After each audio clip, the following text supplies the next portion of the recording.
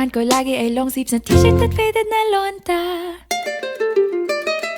Pero noong makilala kita, nagbagong bigla ang aking timpla. Natutuwa ko na magpariban at mag-ahit ng kilay at least once a month. Hindi ko alam kung anong meron ka na sa akin ay nagpalambot ng bigla. Sinong mag-aakalang lalaki pala ang bibihag sa tulad kong tigreng gala.